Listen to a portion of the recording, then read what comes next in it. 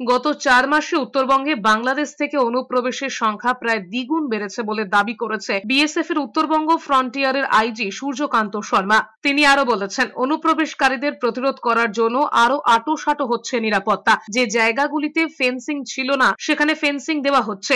বাংলাদেশের সাম্প্রতিক পরিস্থিতিতে এই দেশে অনুপ্রবেশ সমস্যা নিয়ে তারা জানান, উত্তরবঙ্গে 8 জেলার অধীনে থাকা প্রায় 1937 কিলোমিটার ইন্দো বাংলাদেশ সীমান্তে নিরাপত্তার দায়িত্বে মোতায়েন রয়েছে বিএসএফ। বাংলাদেশি অস্থিরতার কারণে সীমান্তে নজরদারি আরো বাড়ানো হয়েছে। অতিরিক্ত জওয়ান মোতায়েনের পাশাপাশি thermal camera, night vision camera, CC camera এবং ড্রোনের মাধ্যমে নজরদারি করা হচ্ছে। সীমান্তে পারাপারের জায়গায় বসানো হয়েছে বায়োমেট্রিক মেশিন। সীমান্ত দিয়ে অবৈধভাবে প্রবেশের অভিযোগে চলতি বছরে এই পর্যন্ত 194 জন বাংলাদেশি এবং 197 জন ভারতীয় পাকড়াও হয়েছেন।